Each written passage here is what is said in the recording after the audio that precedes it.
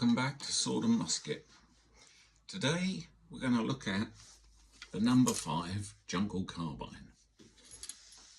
Quite an excellent gun with a pretty bad reputation as far as recoil is concerned, but I'm a little bit more concerned that I'm getting lots of customers, lots of clients come to me and pronounce that they have proudly bought a number 5 Jungle Carbine, and when we look at it we can tell fairly quickly that it isn't.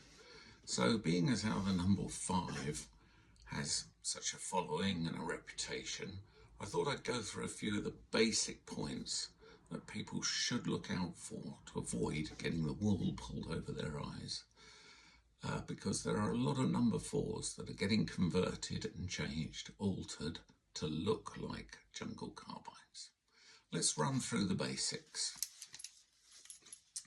So the Jungle Carbine was developed to produce a shorter, lighter weapon for use in close quarters and the concealed confines of the jungle. It still is a 10-shot Lee Enfield. So you have a 10-shot detachable magazine. Some are engraved, some aren't. The sights on the carbine should be graduated up to 800 yards, the top half being blank. Also, fairly obviously and fairly quickly, you can see these cuts that have been made in the machining process. This is a 60-degree angle on both sides that's been taken down and reduced the weight of the action. This is all to produce a lighter, quicker handling weapon.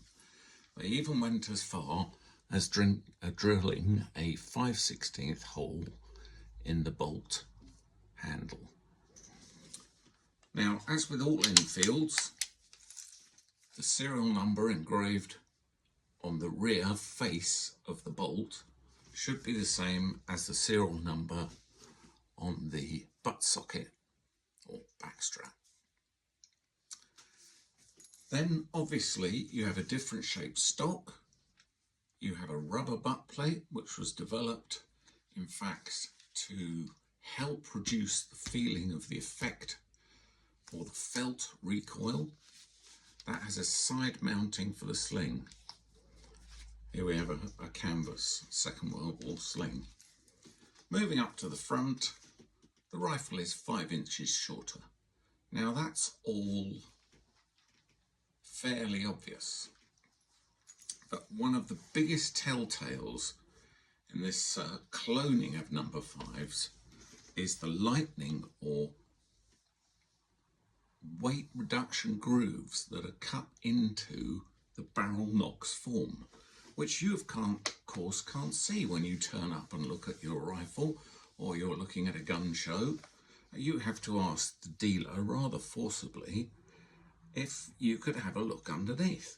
Now, I recommend this as something to do, because if you're paying an increased premium for a rifle that it has completely different characteristics, you want to know that you're actually buying the real thing and not a chopped up number 4. Maybe that had a damaged barrel, or that someone has just produced to try and get more of your hard-earned breadies out. So by undoing the front barrel band, we very quickly and easily remove the front top handguard. And there it is. That is the lightning cut that I am talking about. There are 4 of these cuts spaced equally around the barrel. There are 2 more underneath the woodwork. Now that is a machined process. They are milled out so to help reduce the weight of the rifle. Another thing which is cropping up are reproduction flash hiders. This is the flash hider.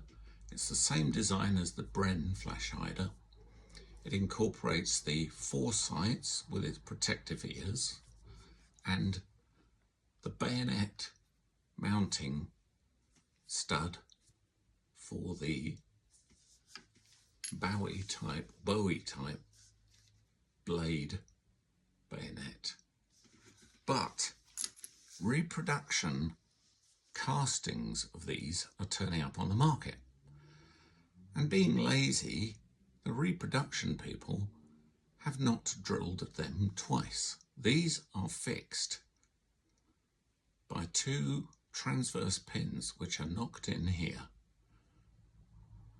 There should be 2 of those, not 1 in the middle. So there we have it.